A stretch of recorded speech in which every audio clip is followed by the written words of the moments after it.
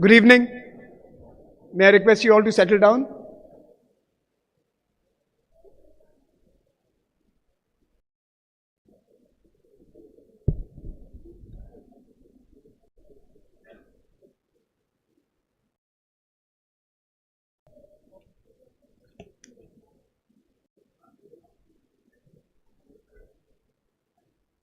Honorable Minister for Ports, Shipping and Waterways, Sarbananda Sonowal ji, Minister His Excellency Christos Stylianides, Minister of Maritime Affairs and Insular Policy, Greece, His Excellency Shantanu Thakur, Minister of State for Ports, Shipping and Waterways, India, our inaugural speaker, Amjad Ahmed, Minister of State for Fisheries, Ocean Resources, Maldives, Maria Lorena Villaverde, National Representative for the province of Rio Negro, Argentina, who will speak at the inaugural as well. Parliamentarians, ambassadors, experts, speakers, and dear friends, let me welcome you to the inaugural Sagarmanthan, the Great Ocean Dialogue. 90 days ago, Minister Sonowal gave the ministry and ORF a challenge to put together this conference in 90 days' time. That was his challenge. 20 days ago, he gave us another challenge to move the conference from Bombay to Delhi. I want to thank all of you for extending your full support for making this happen. Each one of you who have traveled from close to 60 countries, who have changed their travel plans, and who have now decided to be with us on this very special occasion of this inaugural dialogue. Thank you, and a very, very warm welcome to New Delhi. We meet at a time when, of course, the heirs are pointing to serious action by all of us in India and around the world on the key question of green transitions, sustainability, and development with purpose. And no sector requires more purpose than the oceans. We will have speakers discuss various nuances and aspects of this mission to create community of oceans, communities that depend on oceans, and communities that serve the oceans over the next 2 days. And each one of you who is in this room is going to be part of the beginning of the story when I truly believe India for the first time has announced its intention and determination to be part of the blue stories of the future. I want to thank 1,700 guests who are going to be participating over the next 2 days,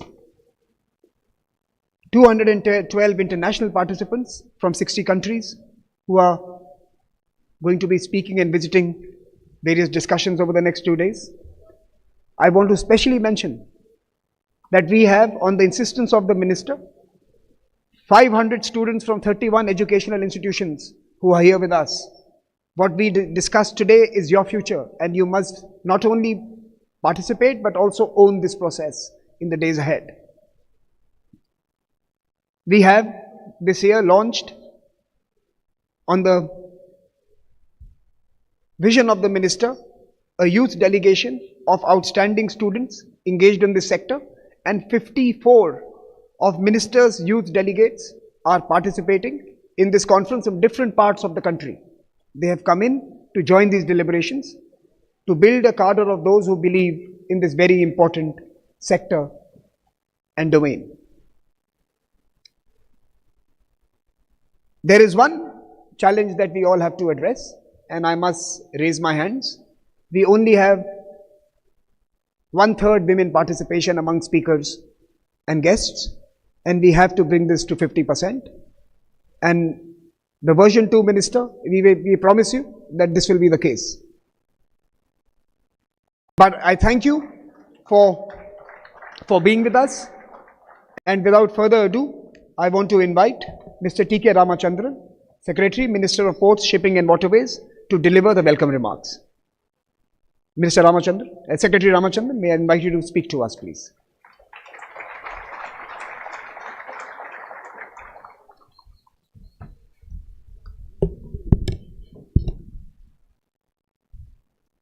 Thank you very much.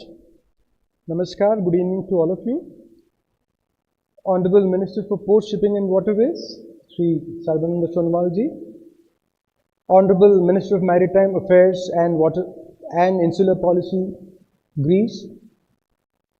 Honorable Minister of State for Port Shipping and Waterways, Government of India, Sri Shantanu Thakur ji. Honorable Minister of State for Fisheries and Ocean Resources, Maldives. Honorable National Representative for the province of Rio Negro, Argentina.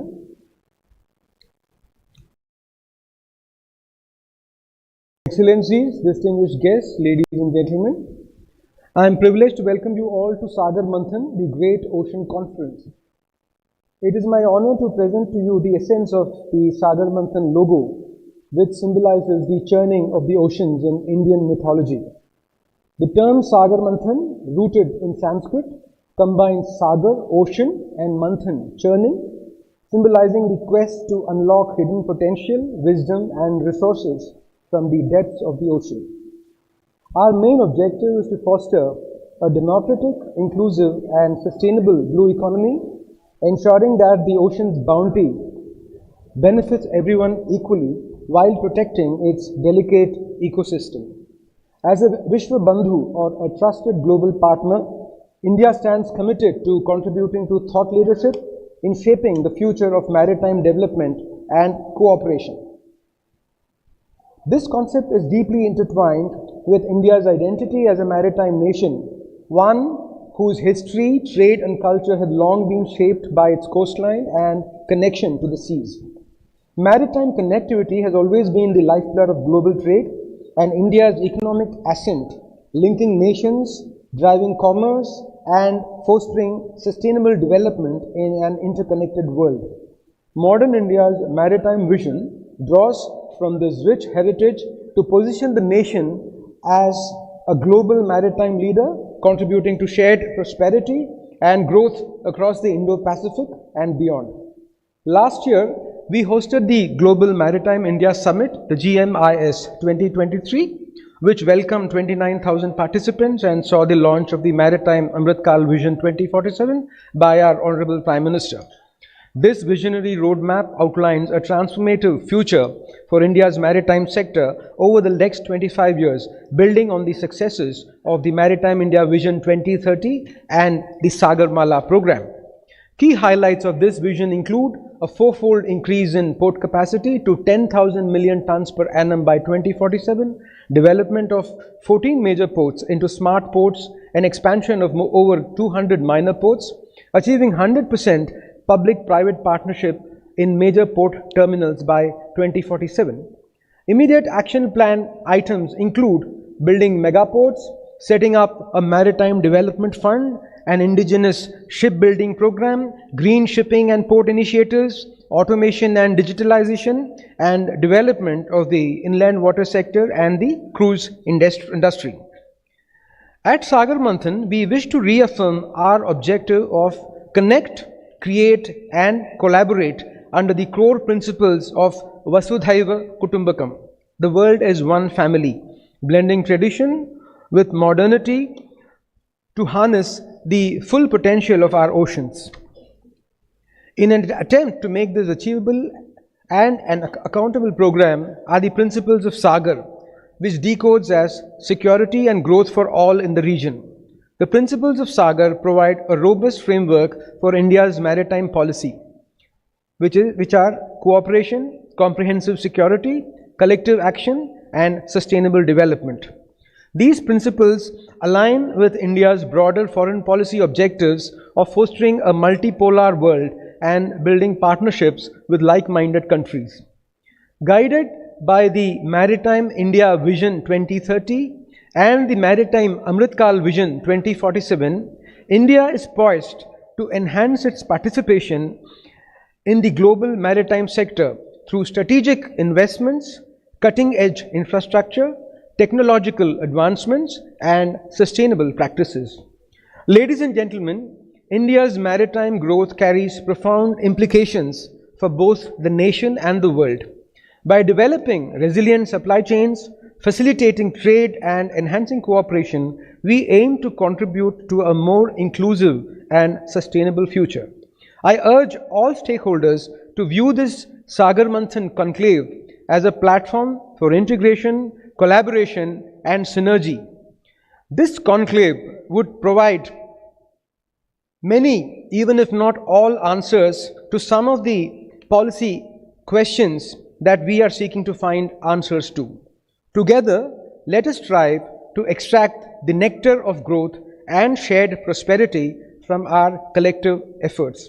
I wish Sagarmanthan, the Great Ocean Dialogue, and all its participants every success. Welcome you all once again. Thank you.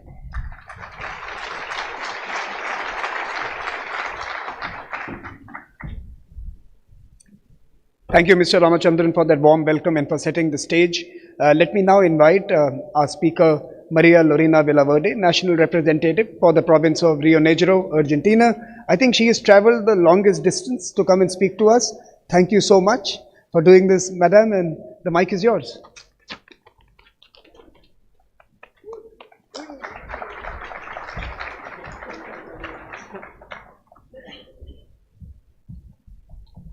Hi, yes.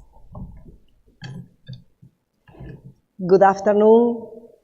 It's a great honor for me to participate in this prestigious event, and thank you to everybody who make this possible. It is of a great importance that it's been here in India, an Asian country with a very rich cultural tradition and also the third largest economy in the world. As you said, I'm from Argentina, the southernmost country in the world, from a bioceanic nation that God has endowed with enormous blessing in terms of commercial, tourism, and cultural development too. It is also a privilege to represent my province, Rio Negro, Black River in English, as a national deputy of Advanced Freedom, that is Libertad Avanza, our President Javier Milei. I'm the President of the Energy and Oil Commission of our Congress, National Congress in Argentina.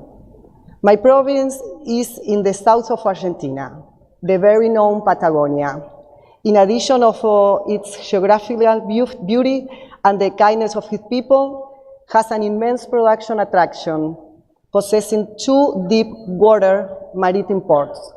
One is Punta Colorada and the other one is Puerto San Antonio Este, where I born. Since our President Javier Milei took office, he has made a very important turn into the term of economic reactivation, and above all, in terms of its insertion within the world economy.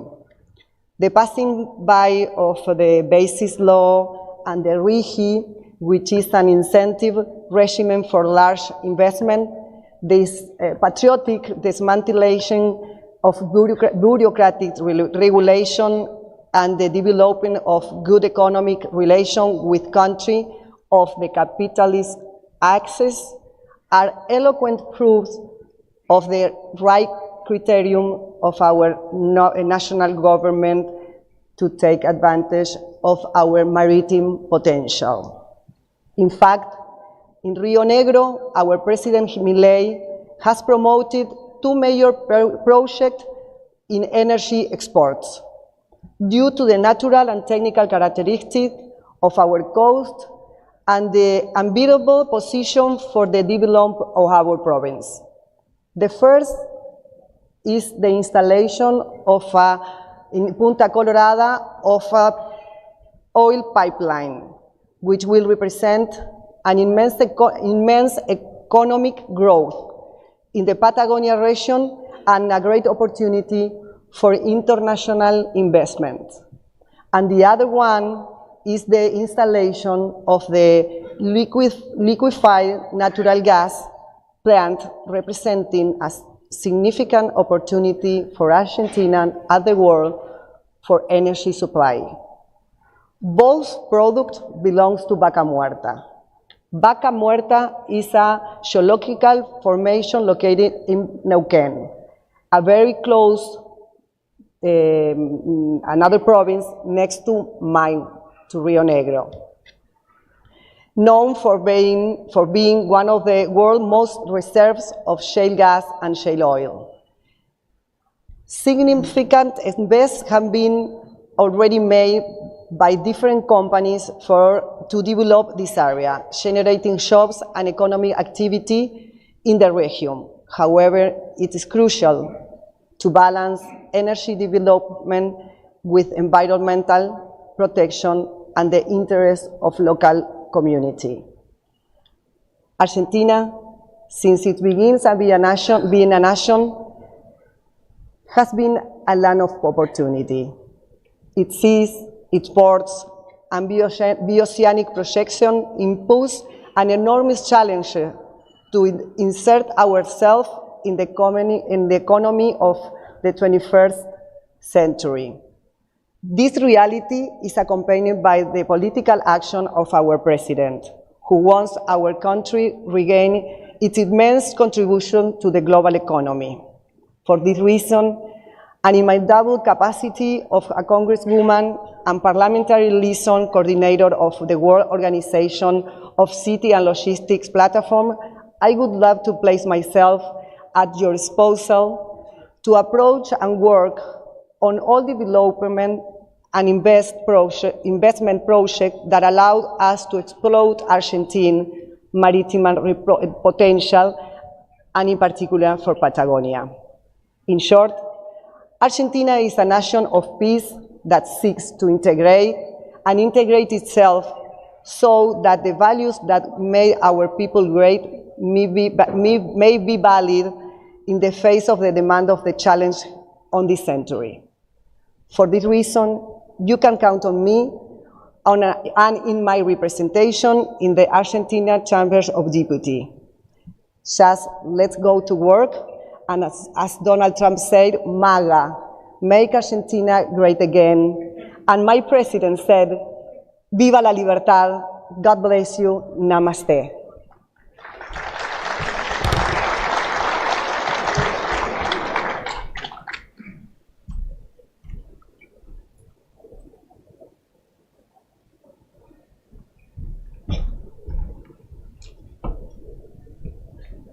Thank you so much for your address and for stressing on the need for growth and sustainable development and balancing the two.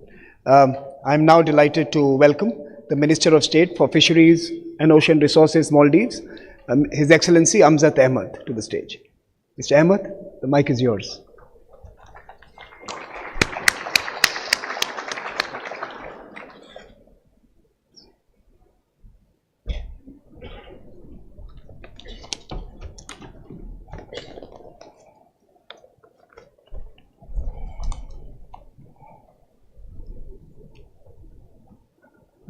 Excellencies, distinguished delegates, participants, students, good afternoon. It is a privilege to be part of the first edition of Sagarmanthan, the Great Ocean Dialogue. I would like to express my sincere thanks to the Observer Research Foundation and India's Ministry of Ports, Shipping and Waterways for organizing this important event. The ocean plays an important role in every nation, and through discussions like these, we have the opportunity to come together, share ideas, and strengthen our collective commitment to the oceans.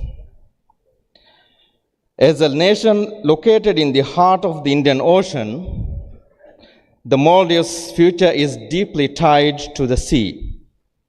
Nearly 99% of our territory is ocean, and our people have lived in harmony with the sea for centuries. Our culture, our economy, and our very existence are connected to the health of our oceans. The challenges we face are not just ours, but shared by all nations that depend on the ocean for sustenance, trade, and prosperity. Oceans provide immense opportunities. They are the foundation of global trade, the source of critical marine biodiversity, and offers potential for economic growth through the blue economy. For small island nations like Maldives, the blue economy includes vital sectors such as fisheries, tourism, and renewable energy. These sectors offer great promise, but they must be developed responsibly. At the same time, the oceans face growing pressure from overexploitation, pollution, and impacts of climate change.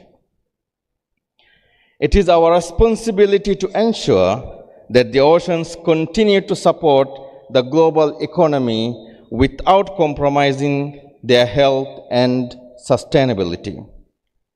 Together, we must work to create a balance between economic growth and environmental preservation. The Maldives, situated at the crossroad of major global shipping routes, is committed to leadership in the maritime sector. Our central position in the Indian Ocean gives us a unique opportunity to contribute to the stability and prosperity of this crucial marine space. The Maldives could play an important role in global maritime trade. We are focused on ensuring that our ports and shipping industries are sustainable and resilient. We are working to enhance our maritime logistic infrastructure and improve our capacity to handle growing trade volumes, while also ensuring that our practices align with global sustainability standards. Maldives has long championed sustainable fishing practice. Our traditional pole and line fishing methods ensures that our fisheries remains healthy and our marine resources are managed responsibly. We call on all nations to strengthen efforts to combat illegal, unreported, and unregulated fishing which threatens ocean health and global food chain. As one of the most vulnerable countries to climate change, the Maldives is committed to building resilience in its marine operations. Rising sea levels and extreme weather events threaten not only our land, but also our maritime infrastructure. To address these challenges, we are investing in green technologies and climate-resilient port infrastructure. Our efforts aim to make our maritime sector more sustainable and adaptable to impacts of climate change. Distinguished guests, ladies and gentlemen, the ocean faces many challenges which are interconnected and requires global cooperation to address. Allow me to touch on some key areas where we could work together to create lasting solutions. Sustainable blue economy and maritime logistics. The blue economy offers enormous potential but must be managed in a sustainable way. This includes sectors such as fisheries, renewable marine energy, and ecotourism. At the same time, maritime logistics, the movement of goods through ports and shipping lane, is essential to global trade. We must ensure these sectors are developed without over-exploiting marine resources. We are committed to sustainable practices and encourage all to embrace similar approaches to the blue economy. The next, preserving ocean ecosystem and biodiversity. Marine ecosystems are the foundation of ocean health. They support fisheries, regulate the climate, and provide a source of livelihood for billions of people. However, they are under threat from overfishing, pollution, and habitat destruction. We must work to strengthen conservation measures and protect this vital ecosystem. This includes sustainable management of marine resources, such as critical minerals found in the oceans, which are key to emerging industries. Maritime security and governance. As global competition for marine resources increases, marine security is more important than ever. Piracy, illegal fishing, and territorial disputes poses threats to peaceful trade and stability of maritime regions. It is essential that we develop collaborative security frameworks and governance structures to ensure that the oceans remain peaceful, secure, and accessible for all. Ensuring that workers are treated fairly and given the training and support they need to perform their vital work. The next, diversified supply chains and critical minerals. The world is increasing reliance on critical minerals, many of which are found beneath the ocean floor, presents both opportunities and challenges. Sustainable mining practices must be adapted to prevent long-term environmental damage. At the same time, we must work to diversify supply chains to avoid over-reliance on the single region or resources. Ensuring that the extraction of ocean-based resources is done responsibly will help preserve the health of the ocean and provide economic benefits to the coastal nations. Training and labor standards in the maritime sector. The maritime sector depends on skilled workers, yet many face unsafe working conditions and inadequate training. It is essential to establish international standards that protects the welfare of maritime workers and ensure that they are trained for the demands of modern maritime industries. Investments in workforce development, particularly in emerging fields such as renewable ocean energy and sustainable fisheries, will strengthen the maritime sector for the future. Ladies and gentlemen, these challenges are significant, but they are not insurmountable. By working together, we can find solutions that promote a sustainable, equitable future for the oceans. The Maldives stands ready to collaborate with all nations to build a stronger governance system, advance sustainable blue economies, and ensure that oceans continue to provide opportunities to all. Let us work together to protect our oceans, promote sustainable economic growth, and create secure, prosperous marine future for all nations. Maldives will remain committed to this effort, and we invite all nations to join us in safeguarding the ocean for the generations to come. I wish all success to the Great Ocean Dialogue. Thank you very much.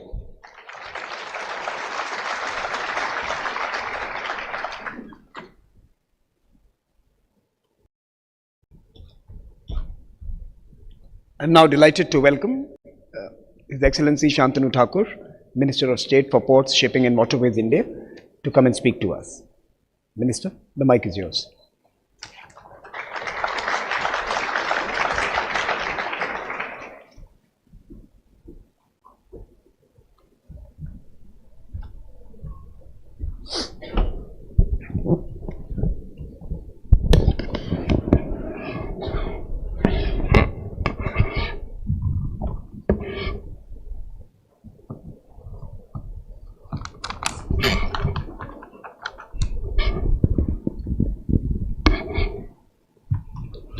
Namaskar. Good afternoon, all of you, ladies and gentlemen. I welcome you all to inaugural Sagarmanthan dialogue hosted by the Maritime of Port Shipping and Waterways of Government of India along with Observer Research Foundation. On these special and historic events in India Ocean Hall, hosted by Samir Saranji, President ORF India, special guest Sri Sarbananda Sonowal, Honorable Minister of Port Shipping and Waterways, Christo Sileniandius, Minister of Maritime Affairs, Greece, Dr. Ajat Ahmed, Honorable Minister of Maldives, Maria Lorena Villaveda from Argentina. It is and other all distinguished guests, other friends, thank you very much.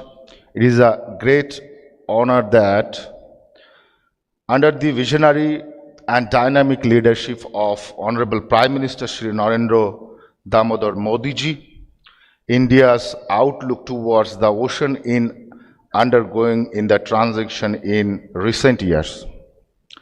This transition is marked by a vital emphasis on this ocean, stressing India's maritime geography. The Government of India, under the leadership of Honorable Prime Minister Sri Modi ji, has laid the foundation of what we call the Maritime Amrit Kal Vision 2047, which aims to transform India into a global maritime hub. We are working three critical fronts: shipping, logistics, and infrastructure. Our vision is guided by international standard and informed by extensive consultation with the world-leading experts. We have identified more than 300 actionable initiatives and that will help build a robust and resilient maritime ecosystem. India has blessed with a coastline of near 7,600 kilometers, and beyond these we have an even more extensive network of navigable rivers, inland waterways and canals, totaling over 14,500 kilometers, which is double the length of our coastline. The Indian government has taken concert steps by establishing the Inland Waterways Development Council to oversee this important growth domain. We are also focusing on building a riverine ship powered by clean fuel by 2047. Our aim to carry near to 4 times the current volume of trade, reaching of 500 million metric ton from the present 135 million metric ton. Our ministry and the guidance of Honorable Minister of Sarbananda Sonowal ji, working to integrate cutting-edge 5G plus telecommunications, satellites, navigations, the Internet of Things, artificial intelligence, and other emerging technologies into vessel traffic management. We have established the National Center of Excellence in Green Port and Shipping in collaboration with TERI and renowned academic institution to promote carbon neutrality and the crucial economy in shipping and maritime trade domain. Our commitment to sustainability are further reflect in our Sagarmala Samman campaign, which aims to increase the participation of women in India's maritime sector. Opinion dialogues will conclude my speech. Thank you very much. Jai Hind.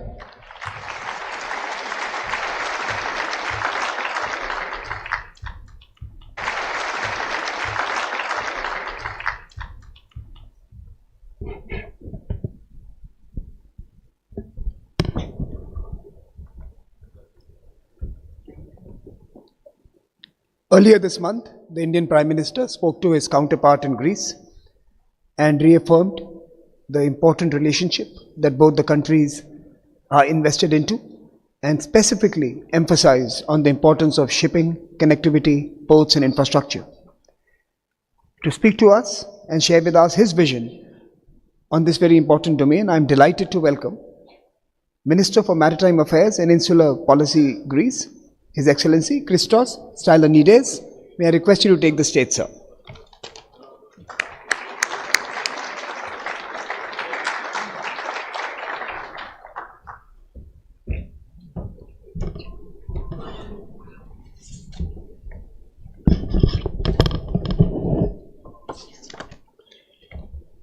Good afternoon, everybody.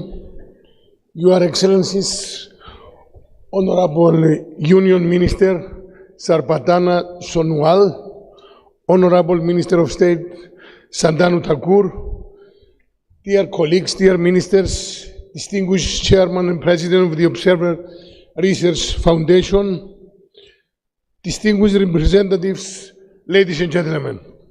It's really a great honor and pleasure for me to address the Great Oceans Dialogue. The oceans are indeed great as they connect countries, ports, people, and civilizations. I'm sure that this dialogue will serve as a platform for critical conversation, which would include discussions and deliberation on maritime logistics, ports, shipping, and the global maritime or otherwise blue economy. It is remarkable that global stakeholders from different sectors are gathered here today. I wish that the dialogue will be continue in the next years and provide valuable input to the global maritime policy discourse. Before getting on substance, I need to thank the organizers and especially our host, the Minister of Port, Shipping and Waterways of this great country and the Observer Research Foundation for the honorable invitation.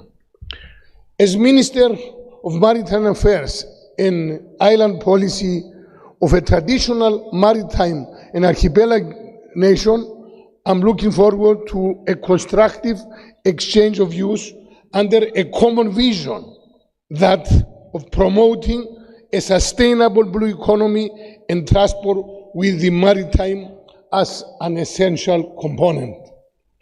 This is of paramount importance in an era characterized by low predictability and several challenges for the maritime sector.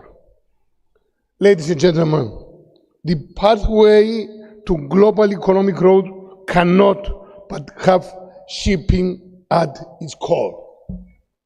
Global trade and supply chains rely on a well-functioning shipping sector. Although be in pandemics, geopolitical crises, or disruptions of any kind, it is shipping that continues to link the world, that allows for the smooth mass transportation of energy, food, raw materials, medicines, medical equipment, technology goods, in fact, everything we need, everything we use in our households and everyday life. So far, shipping has proven its resilience and its ability to adapt and support global economic growth. The Great Ocean Dialogue takes place in a critical juncture for shipping. Let me explain. First, the new environmental targets and the need for decarbonization of the international maritime sector. Second, the seafarers shortages and the need for upskilling and reskilling of crews. And third, the technology for innovation along with digitalization. And fourth, last but not least, maritime security threatened from unjustified attacks against commercial ships, against innocent seafarers and our ecosystems. These are the new challenges which policymakers and stakeholders in maritime transport need to tackle in the immediate and near future. We, as policymakers, it's crucial to ensure a stable regulatory framework and a global level playing field for this industry. It's now time to set the foundation for forward-looking and realistic policies which will turn these challenges into opportunities. Let me start with decarbonization. Greece, as you know, warmly welcomed the 2023 IMO strategy on the reduction of GHG emissions. This is a milestone to ensure that international maritime transport makes a fair contribution to the future of this planet. We consistently support the critical institutional role of IMO in regulating all matters relating to the international shipping. The same is true when it comes to the development of realistic mid- and long-term measures that will lead to carbon-neutral shipping by or around the middle of the century. No doubt, it will be a long and difficult pathway ahead of us. If there is an absolute prerequisite, this is to ensure the worldwide availability of safe and affordable low and zero carbon fuels. In the pathway to greener shipping, it is absolutely necessary to take all required steps to ensure that no one is left behind and that no country will pay more dearly the price of the measure that will be adopted. This is another issue on which we consistently cooperate in the framework of IMO. It's more or less known already that a blend of financial instruments, both private and public, will be needed for the revolutionary transformation that lies ahead. From now on, we have to be innovative with the different financing schemes. At the same time, funds collected from a global market-based GHG measure should be used in a wise and balanced manner. Help states, especially the most vulnerable, to build maritime infrastructure in support of the green transition and the industry itself to decarbonize. In order to do that, we have to work closely together, and I mean both in and out of sector. With this in mind, Greece strongly supports initiatives such as the Clean Energy Maritime Hubs of ICS in the frame of Clean Energy Ministerial. A number of public and private sector stakeholders across the maritime energy value chain, from ports, shipping companies, and energy firms, already unite around it to help unlock the production, transportation, and use of low carbon fuels for all industries, including the shipping sector. This is another good example of what joining efforts for a good goes means. Now, I'm going to social issues, upskilling and reskilling.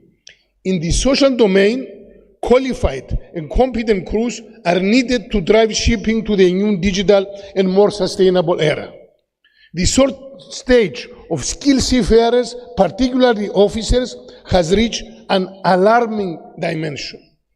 I will not refer to statistics. I'm sure you are all aware. This is definitely a global and complex problem.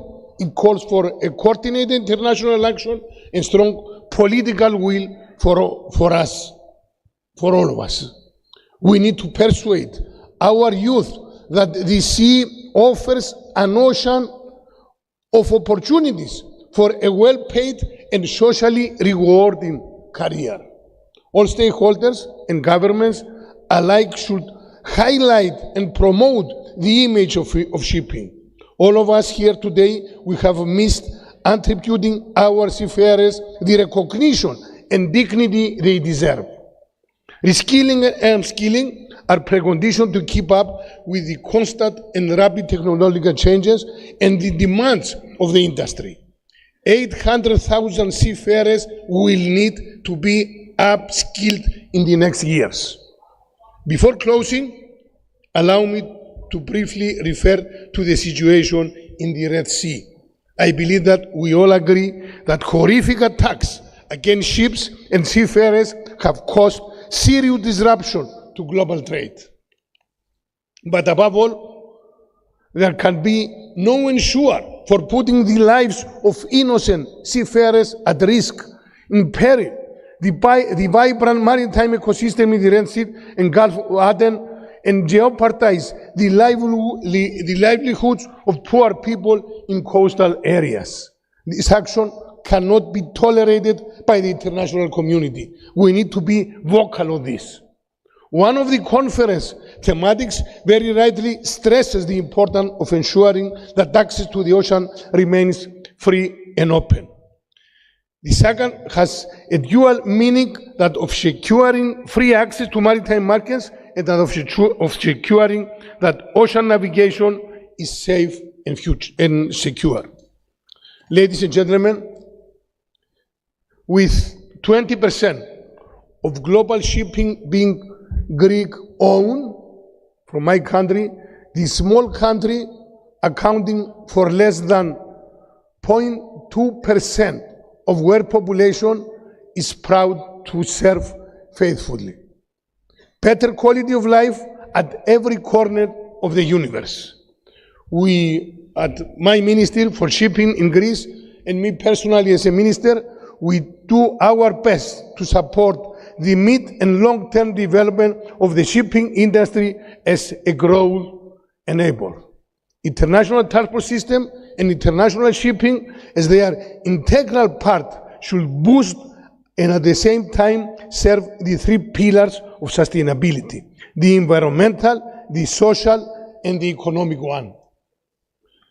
This will be done by maximizing efficient connectivity, minimizing pollution, and ensuring resilience of our transport system. It's in our hands, in a spirit of partnership, to make this happen.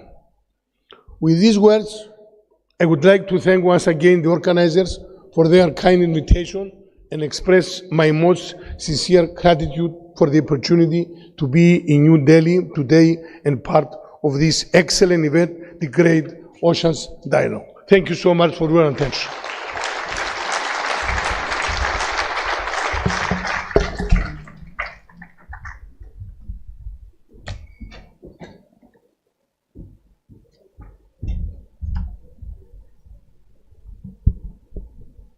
Ladies and gentlemen, now it's my absolute pleasure to welcome the gentleman who's behind this conference and this initiative and the idea of putting together a global convening where all of us can get together and apply our ideas and perspectives for the benefit of humanity and of the planet.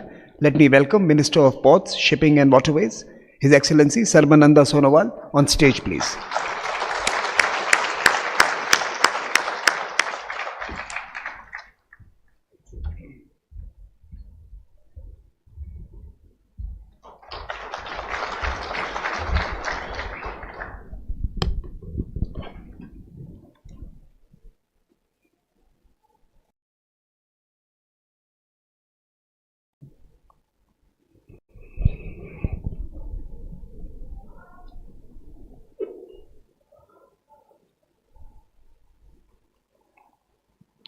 Namaskar. Good evening to all of you present here today. This is Sagarmanthan, the great ocean dialogue. We are all here for this common cause of the human being.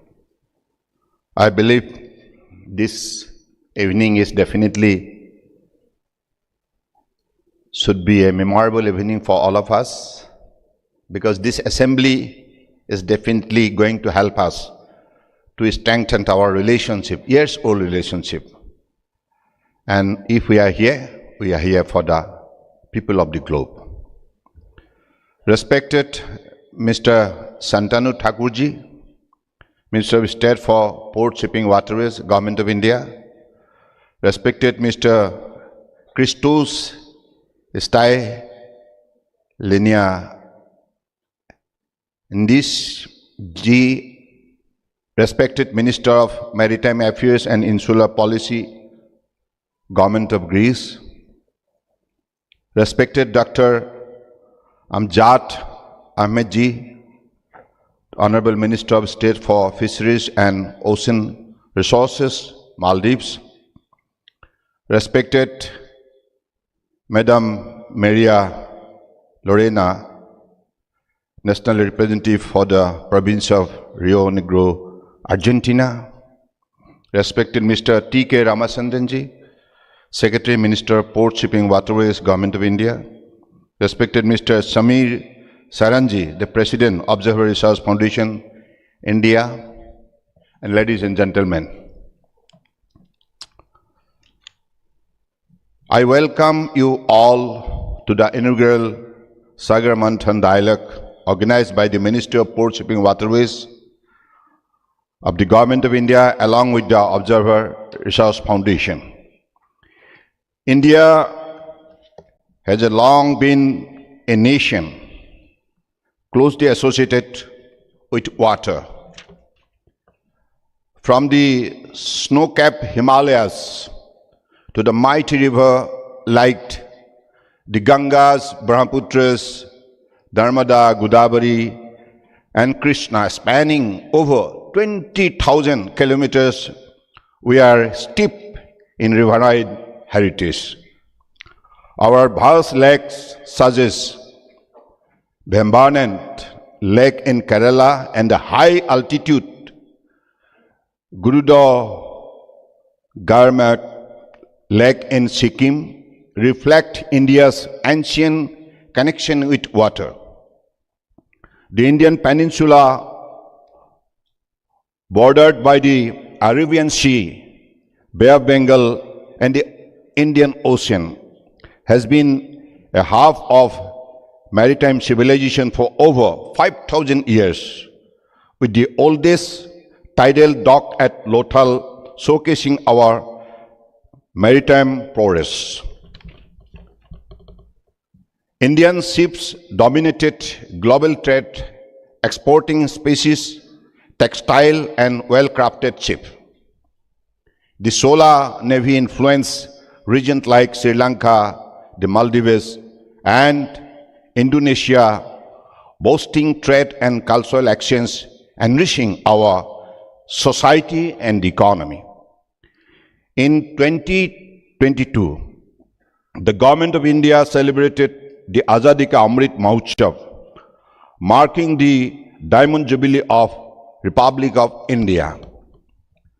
While we celebrated all across the year, our Honorable Prime Minister Shri Narendra Modi ji asked the country to make 5 resolve the Panch Pran together to ensure a Viksit Bharat, a developed India by 2047, the centennial year of India's independence. Ladies and gentlemen, you will see a reflection of these 5 resolves as we deliberate at Sagarmanthan over the next 2 days.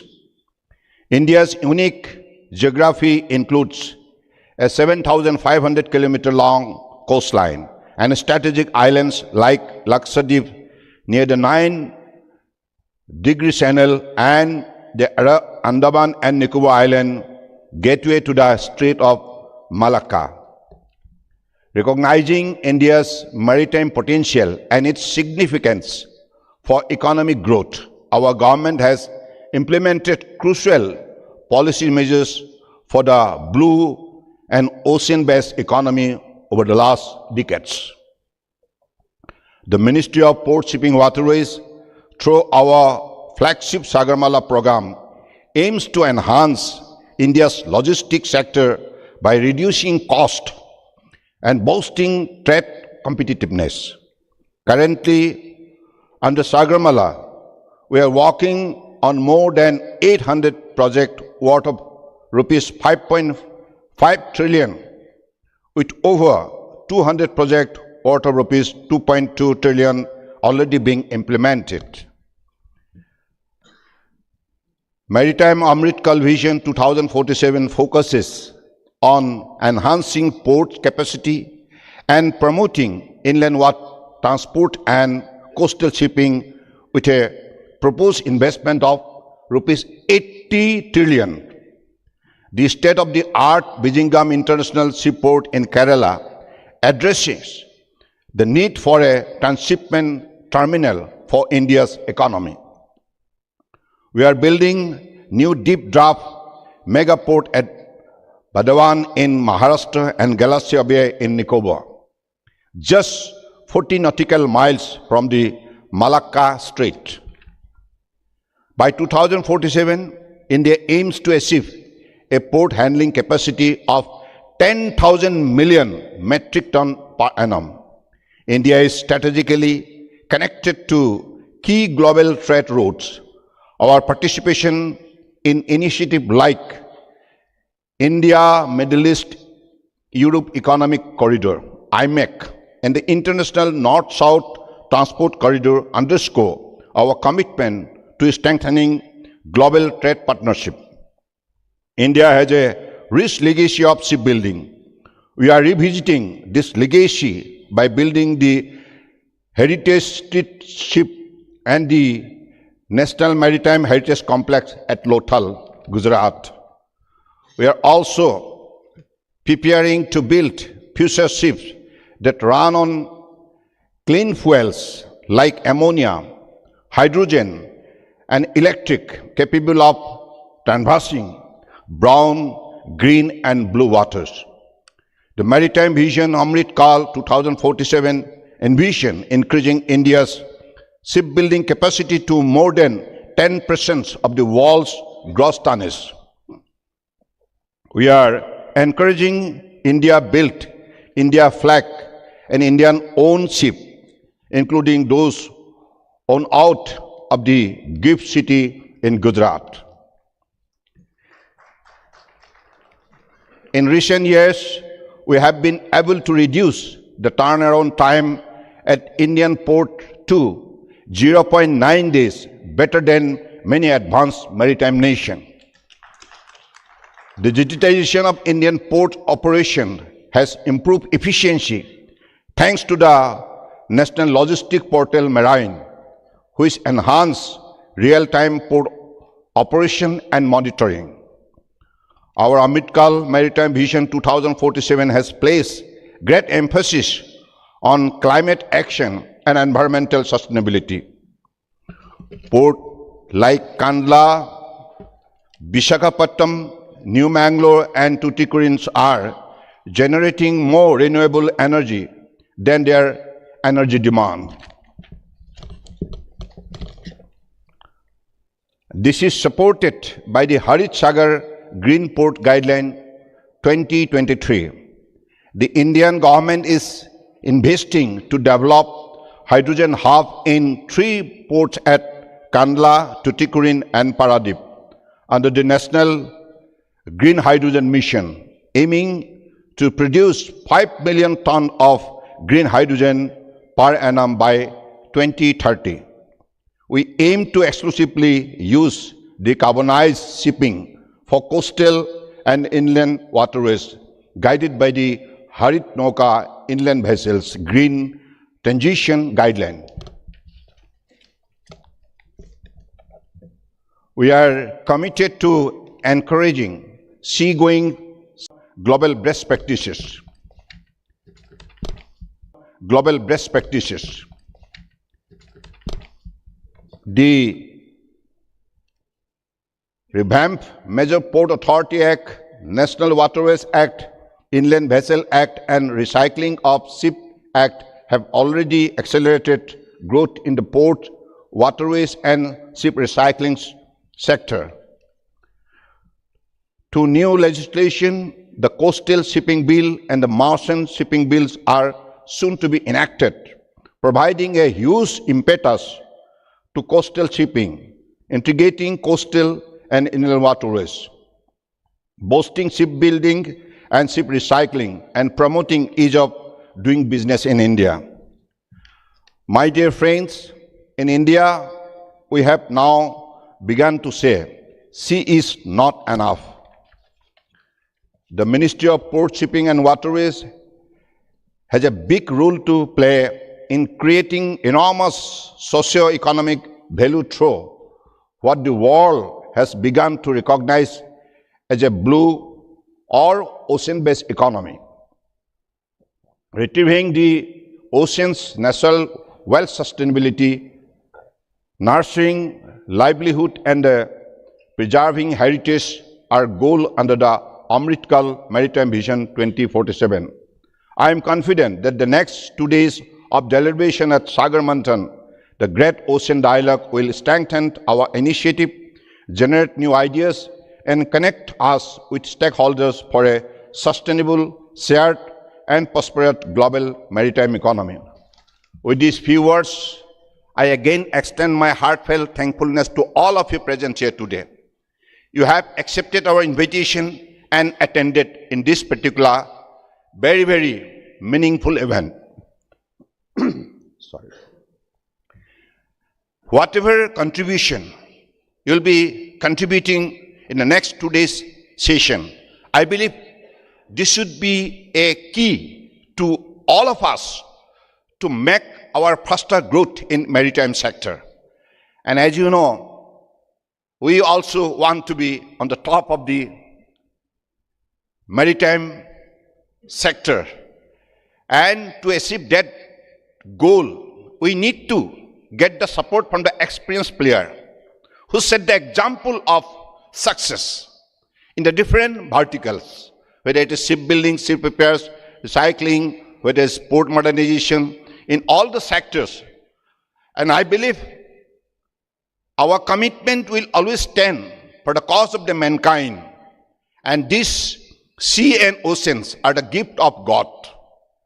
And it is full of resources and energy and powers. It is our wisdom and knowledge to apply our best possible skill to explore it without affecting the nature. Our commitment always must stand for the protection of our ecology. We do not want to grow our economy at the cost of ecology. Economy and ecology will have to grow together and sustain. Thank you. Jai Hind.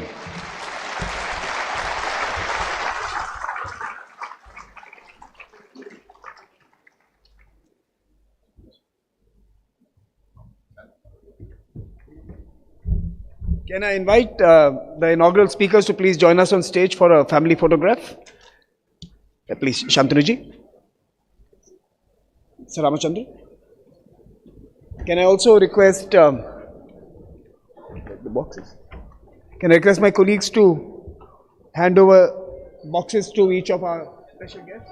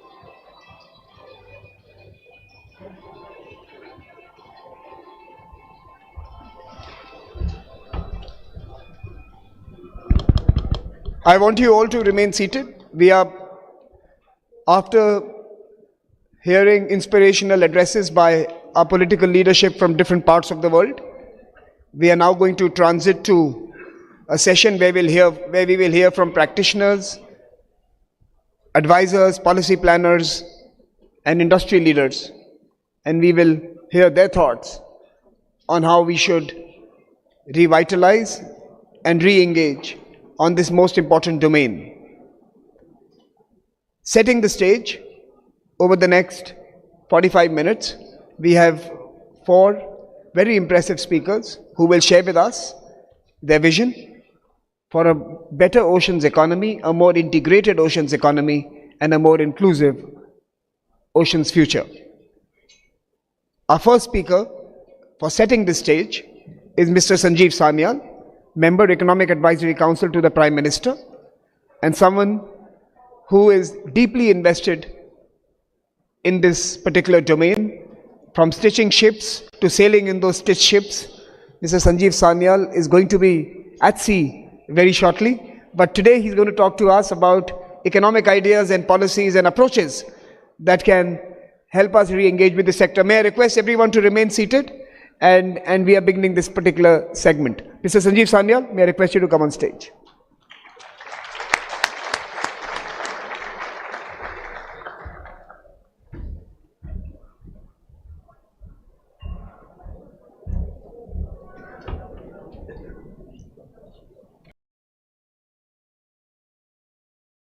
এয়া হৈছে মোৰ north East.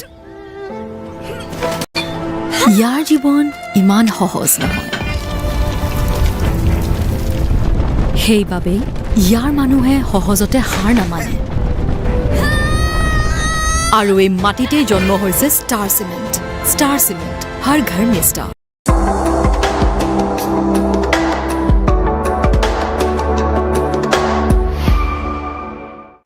Mr. Chief Minister, I want to start by asking you, what does it feel like to be one of the most important aspects of this NDA 2.0 government? It's 3.0 government. Now you are seeing first time NDA under the leadership of Honorable Prime Minister. India has been recognized globally. For the last 10 years, he promoted India. Now, brand of India is very strong. Once brand is strong, then we can do wonders. That is what he has done. Now he is working Vikasit Bharat 2047 with clear vision, clear direction and process and policies. I am confident under his leadership, India will become, I don't have any doubt, India will become either 1 or 2. Anyway, we are becoming 3rd place. And Indians globally will become number 1. It is going to happen.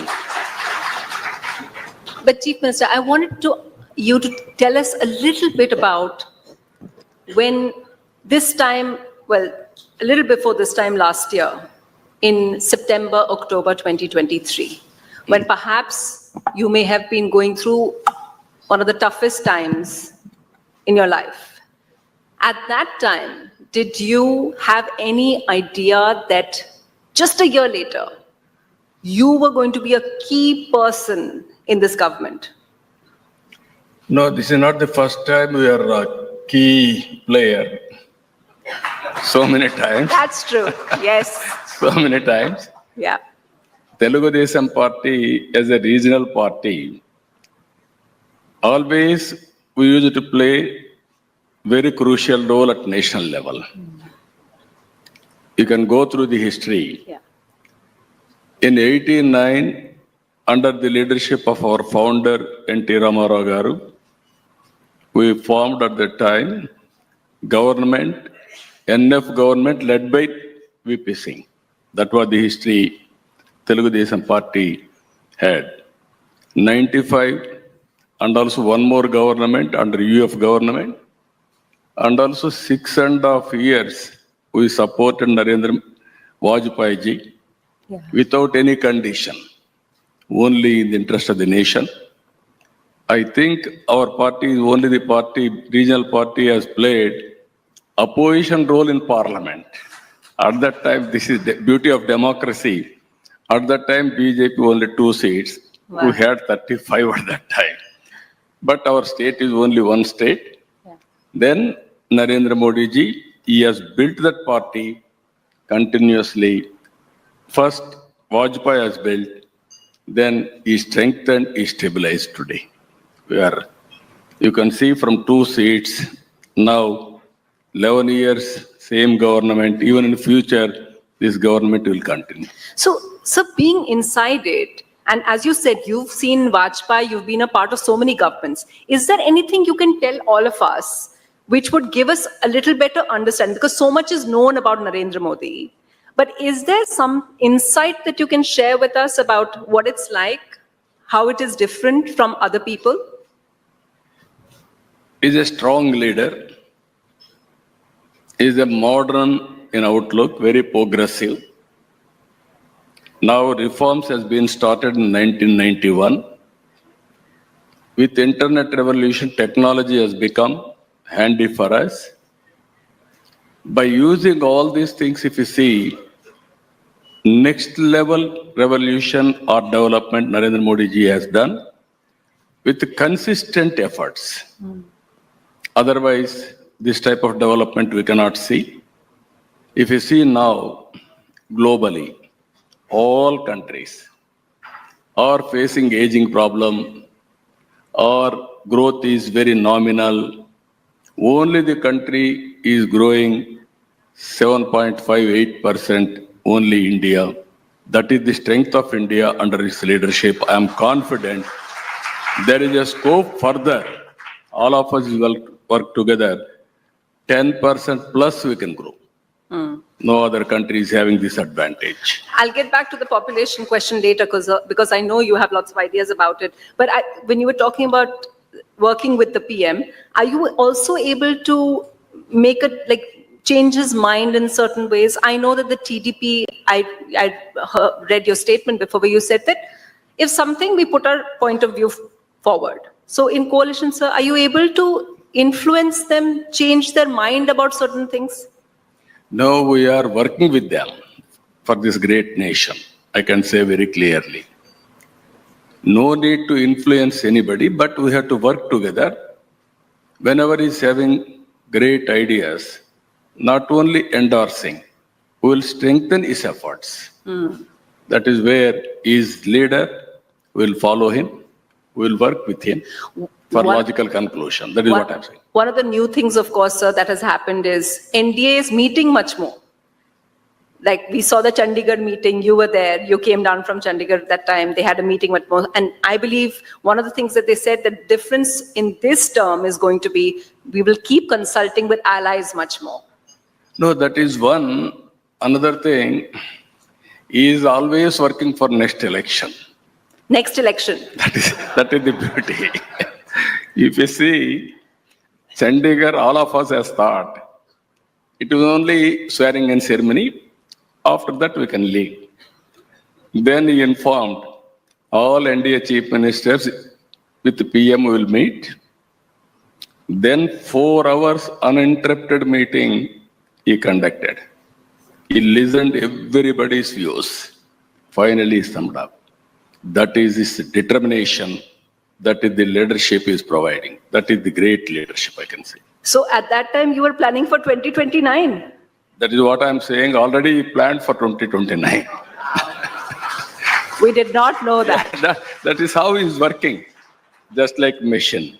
So I hope you don't mind because I know this is something very personal and every individual has a different take on it. I just wanted to ask you, you spent more than a month in prison. What was that experience like? Because a lot of people who I've interviewed, they've always said that it changes you. It changes you. And, you got a clean chit afterwards. It was, they found nothing against you.